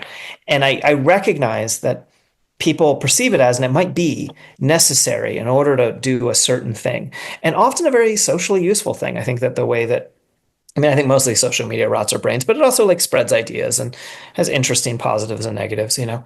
But I'm so uninterested in in like saying unalived themselves, right. Well, it's in you know. addition to maybe having a functional reason, it also represents a culture and Yeah, kind of a culture that is more concerned, like the more concerned with appearances, like it's representing. Look at me being respectful of this or doing this, as right. opposed to actually doing it because it's practical and useful. Yeah, and and the way that, I actually one of my weird favorite things is to watch YouTube videos of people who quit their channels because people like quit their channels all the time. Like I watch a lot of like when I built out my van again recently, a new van, I watch a lot of channels of people live in their vans, building out their vans, and there's always these I quit van life ones. And one, it always makes me feel a little better because it's like, oh, you realize it's not glamorous to live in a tiny space or whatever. But but a lot of it is not just about living in a van. A lot of it is about they're quitting their YouTube channel because they are sick of putting out clickbait headlines and like making a contrarian statement up front in order to get people to engage with it. And like these things that I actually consider Mhm. um, very negative in our society, Mhm. the way that like Twitter is specifically designed to get engagement through conflict, you know, and and not that conflict and disagreements are inherently bad, but it is like creating real social problems. Happens next will shock you. Yeah, and and so I would rather and what I want to say to people is you can actually make a living and it's hard, right? And I'm also lucky, but it's like it's one of those like lucky things where actually I think you taught me this a long time ago. Luck in the entertainment industry is you do the same thing as well as you can for 20 years. Mhm. And then at some point you get lucky for a little while and then it goes away again and then you get lucky again for a little while and it goes away again and You're right. and And he was like, you don't find fame. If you do this long enough, fame may find you. yeah. And and so I'd rather do that. And so it's funny because it's almost like this like I don't really care that I like sell ads on my podcast, right? Mhm. It's like what pays my mortgage. Right. And I don't love it, and but I seem to get away with making fun of the advertisers every single time. At some point, they might tell me I have to stop, and then I'll probably stop, you Right. know. But like for now, I can make fun of them all I want somehow. I think they just don't listen to the show. But or it's that weird thing where like it because I'm like edgy and like legit and I'm being making fun of them. It's like the sugar that helps the pill go down. But that's not the like selling out I worry about. I actually just don't worry about it at all because I have learned the hard way that I have a pretty stubborn grasp on my own moral sense and you know but like it's like I don't want to play the algorithm games. Yeah. And and I do it a little bit because you literally have to. I mean, and like clickbait headlines is like, well, you can tell a book by its cover. Right. You can at least tell the production values that go into a book by its cover. And a good title counts for a lot Mhm. and things like that. But I wish people knew that that you can just like fucking be earnest, Mhm. and like be about the things that you're about. And I think about how like things, and also if you do this long enough, I remember when I was first like an anarchist squatter punk, being a goth was weird. It was like not cool. Mhm. It wasn't punk and it wasn't like folk punk and it wasn't, and so it was like I was the outlier. And then I just kept doing the same thing and listening to the same thing. Mhm. And then culture just kind of came around. And then Mhm. like in like 2011 or so, goth became like cool again. And I was like, well, I'm here on the ground floor because I was already here, you know? And like you don't have to chase it's like the difference between I like writing pulp, but I don't want to chase the current trend of what pulp says you're supposed to Right. do. I will just keep making the stuff that I make and the trends will come and go to me. Mhm. I don't know. Yeah. No, exactly. And that's how you survive. And that's again is also the difference between art and product. Like there's this one musician I know whose every record is whatever he thinks is the new thing going on, and he's hoping will make him popular. Except that every time he does that, he loses more and more and more fans. Yeah. And this isn't just something, it's a theory. It's like I know that people, and he has people ghostwrite his songs. Nothing wrong with that unless you're not saying it. And so it's like I know people that are ghostwriting and shit. And they're like, yeah, that's exactly what he's doing. Yeah. He's trying to chase that thing. And Which even in like stock market trading isn't how you make money on the stock market. If you're chasing the thing, mm, you've lost. right, You're the person that you're the one who pays the jacked up prices. right. I Yeah. don't know a lot about stock trading, I'll be real, but I was reading an article about this the other day. Well, no, but I mean, even without knowing it, it makes sense. Like with Yeah. anything, you're the if you're the innovator or you're close enough to the beginning of it. You Yeah. know, when I did when lockdown happened and I did the broadcast, you know, Mhm. because I was thinking about it and I was like, this is a whole paradigm shift in, you know, the internet and culture and everything that's going on. And I was like thinking to myself, like, what other examples are there of paradigm shifts within internet culture that I could think of recently? I was like, and I thought about MySpace. And I was thinking about how the people that got MySpace at the beginning of it turned Yeah. that into a career. Yeah.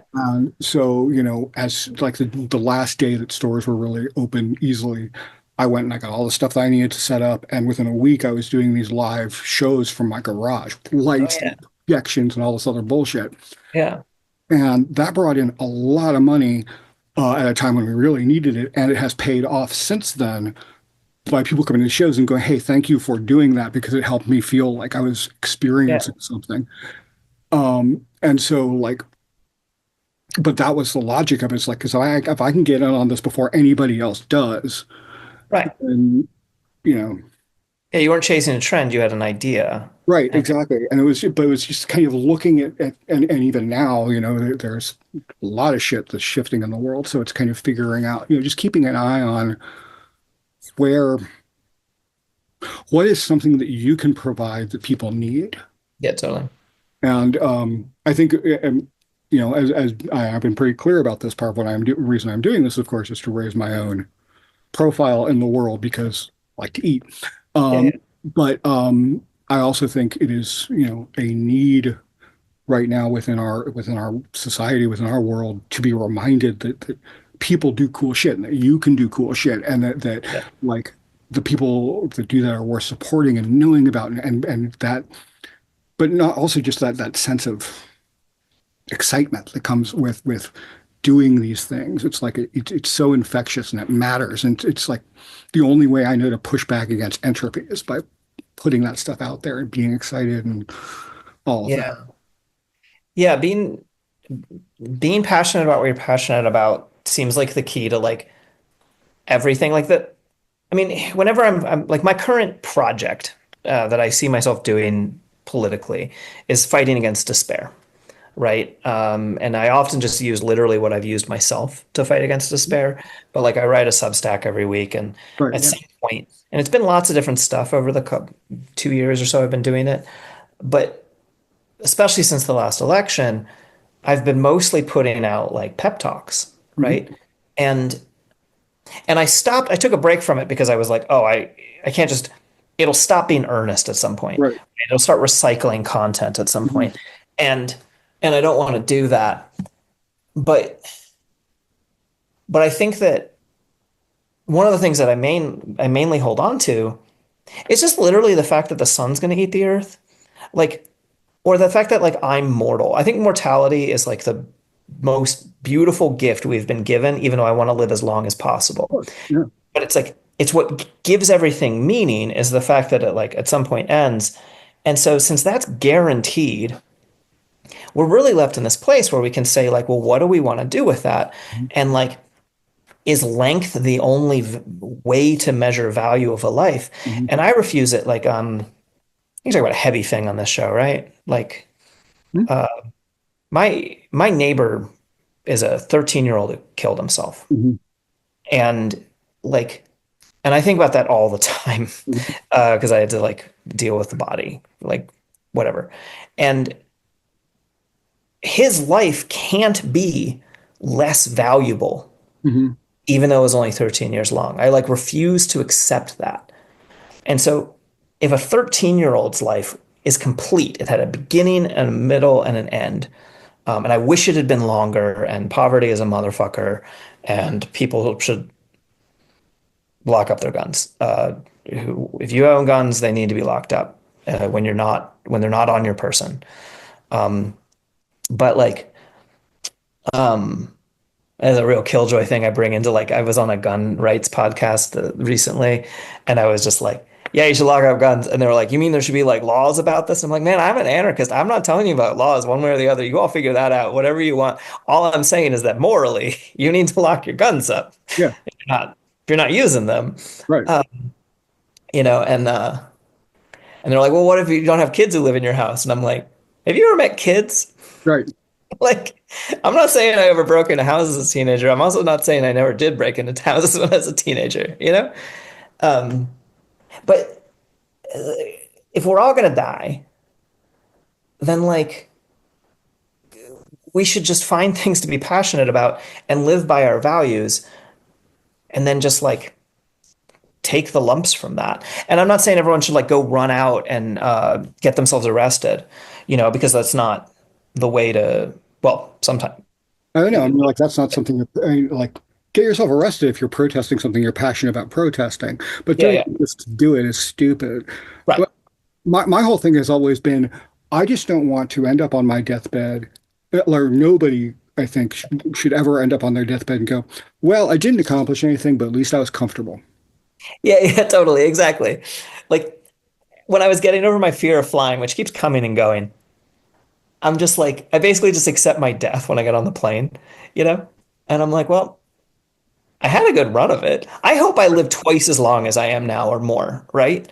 Mhm. Like, I have so many more books I want to write. I Right. still haven't been to Antarctica. Like, soon we'll all be living on Antarctica, but so I want to make it to then. Then we get to find out if the mountains of madness are real, and whether Lovecraft was right. Hopefully, that's the only thing he was right about. And I don't know, but it's like, yeah, I don't want to. I am happy that I have chosen to live my life in a way that, like, come what may tomorrow, which used to be really hypothetical for me because I don't actually break any laws anymore. But it's now I'm with the current way of the world. I'm like, I mean, they could just be We'll like, probably be breaking laws just by existing. yeah, Texas is about to, well, no, Oh, they whatever. Yeah, between being trans and a public anarchist and mhm. being against fascism, who fucking knows what's going to happen? Right.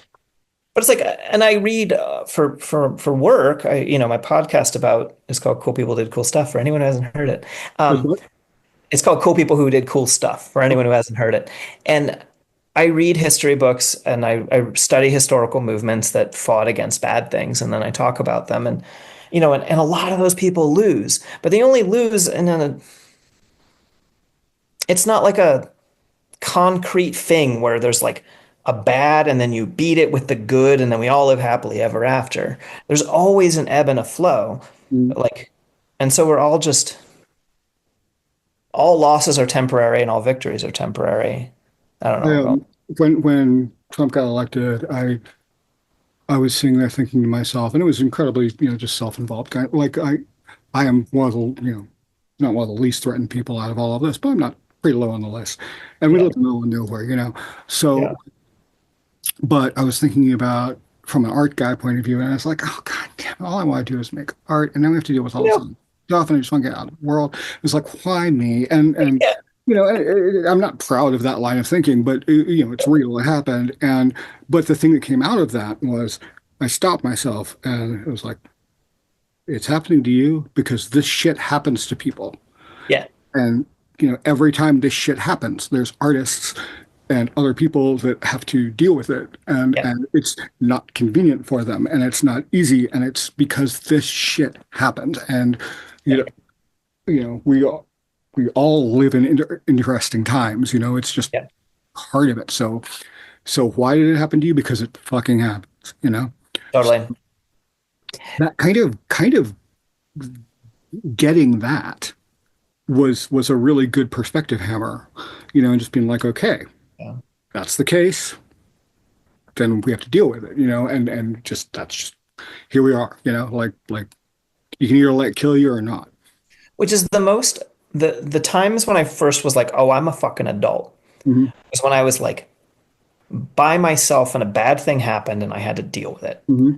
No one else, like I spun my van out in the snow on a fucking interstate once, 180 degrees or whatever, and I was just like, I want to get out of this situation.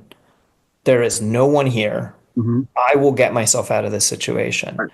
And I don't love it, but there's a but I'm an adult. Hmm. You get a flat tire, you fucking deal with it. Right. And like and them's the breaks. And it's like, yeah, like I want, when I imagine my happy, perfect future life, I eventually just like learn Irish and start writing historical queer romance set in the 400s in Ireland, because it'll appeal to no one, but I will be happy, right? But like maybe I'll get to do that. But for right now, I gotta like, I'm still gonna make other stuff too. But for right now, like we got tires that need to get changed, Hmm. and like, and there's oncoming traffic and we gotta do it anyway. Hmm. Yeah, yeah, exactly. And um, we I think particularly for those of us who maybe were gifted and talented and all of those things, Mhm. where you you're kind of like programmed from a young age, like, oh, you're special or you're different or whatever. Mhm. And then all of a sudden you get out into the real world and it's kind of like, well, that doesn't matter. Like it Yeah, is not, totally. like no one gives a fuck Yeah. that you may be 10 points smarter than them or some other thing.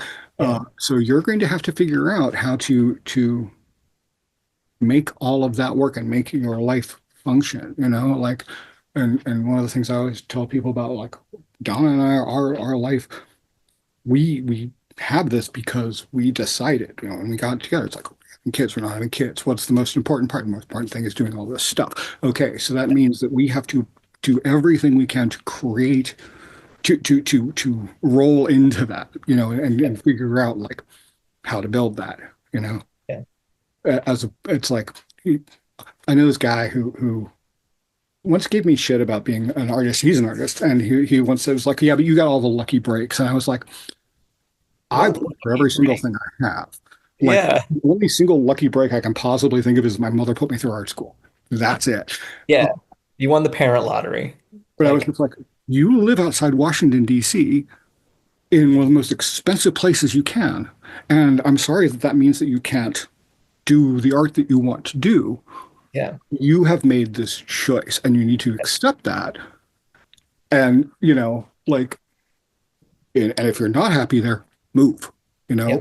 figure out, like, something. And I know everybody can't just pick up and move, but you can make a 5-year plan. You can start figuring out the things you Right. do in order to do that. Sometimes the shit pipe's just a different shape.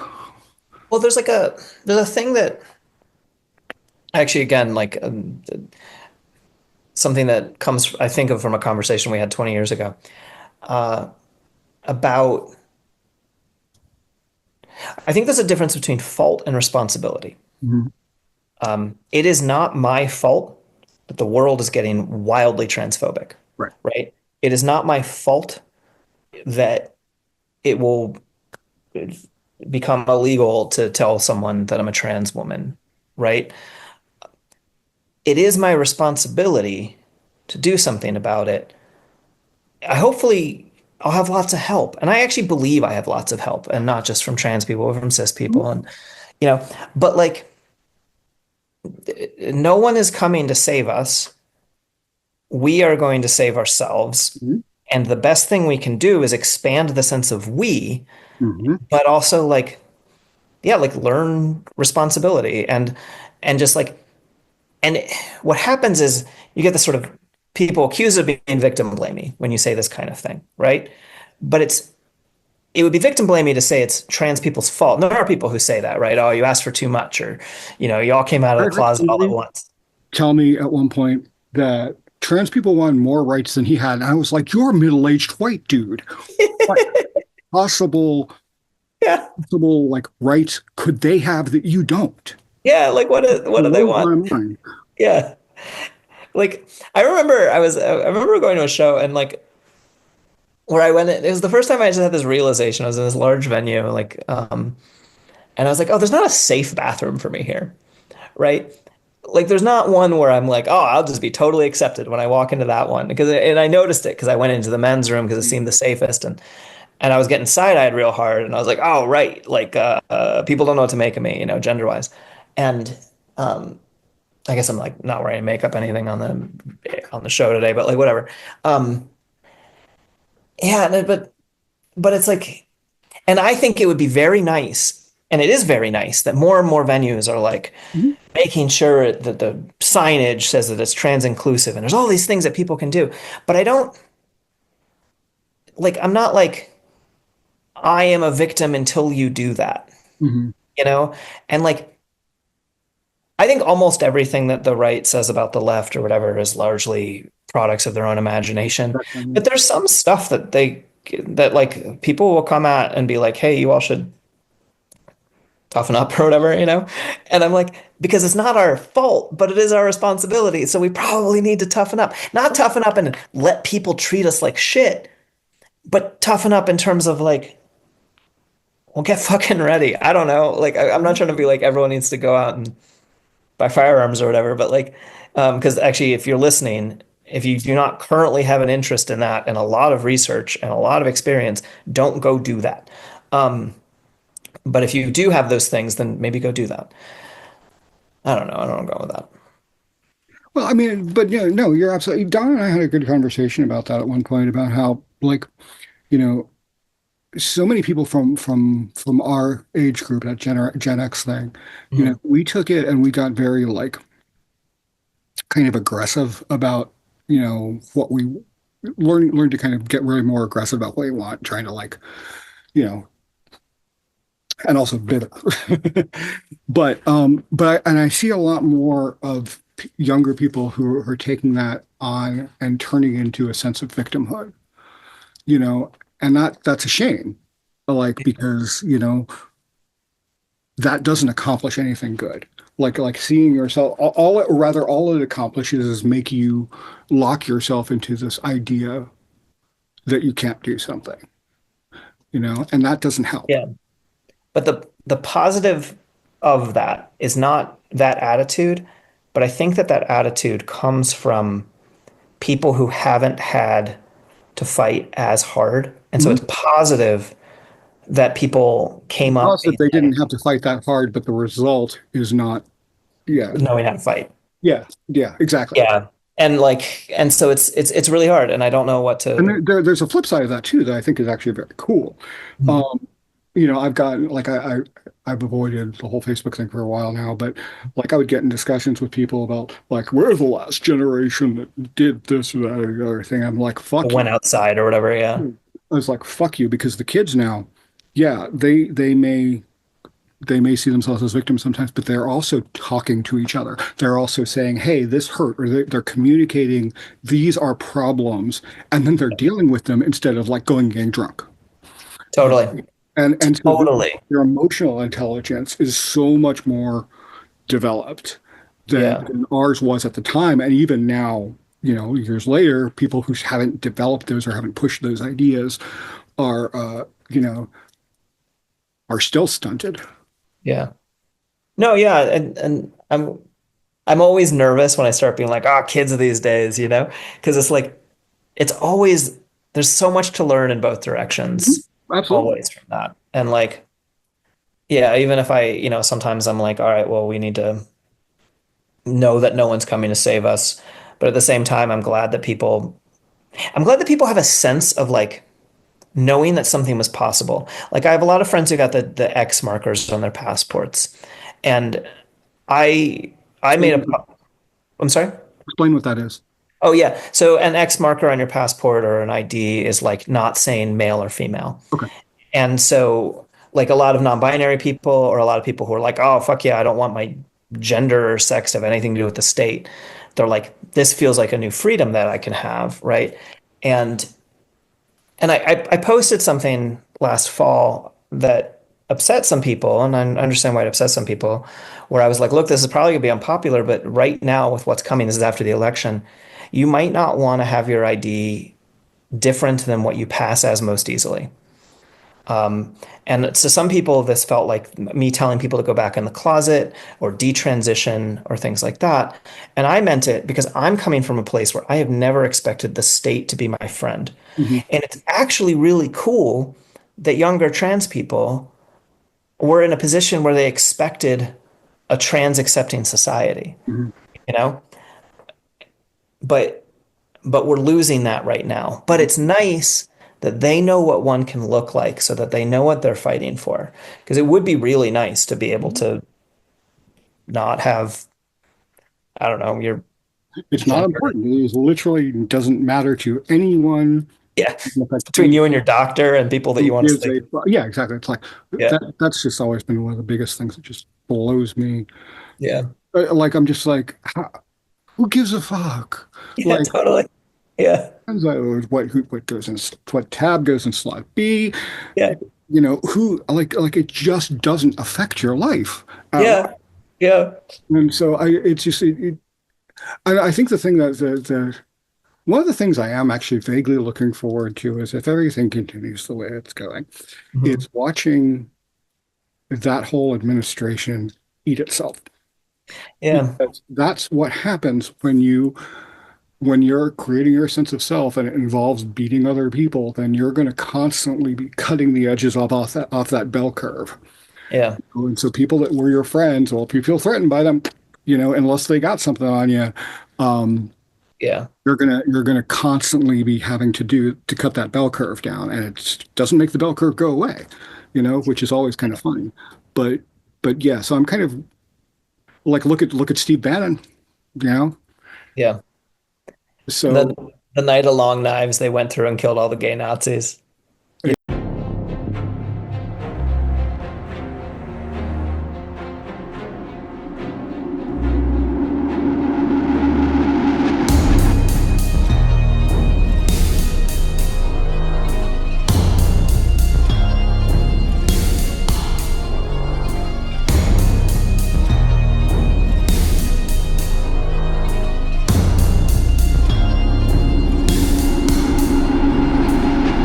Tiny fires surrounded by shivering bodies.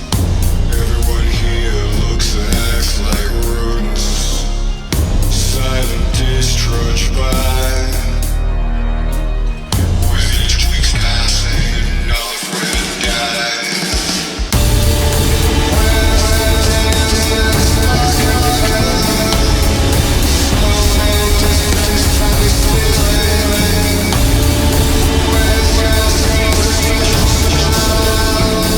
Who's gonna save the town?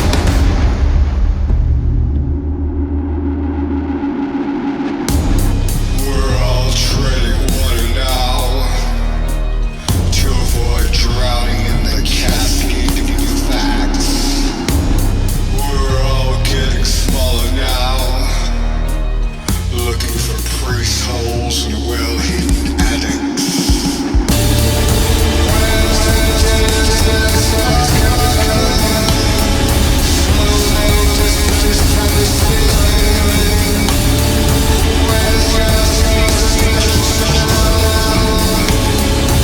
Who's gonna save the town?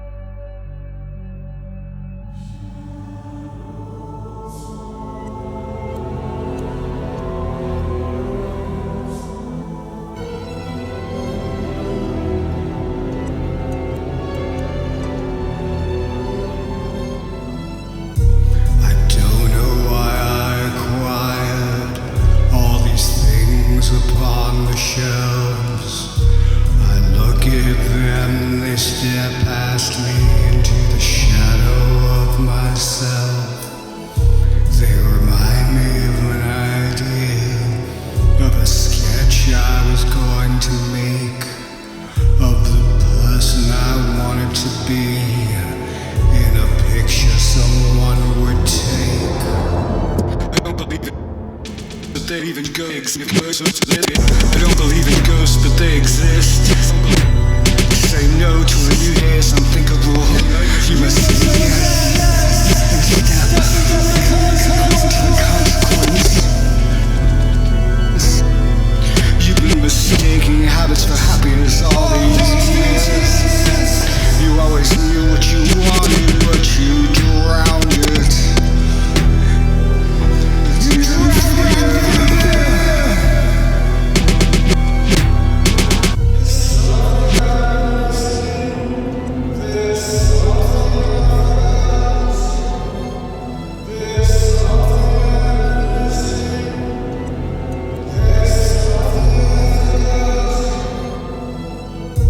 I've been thinking about it lately, in the moments in between, my daily genuflection before the drugs put me to sleep. Once upon a time, I did more than just survive and tell a well-worn story and spoil a page with rhyme. You've always been right, Dorothy. Each day is a trade or a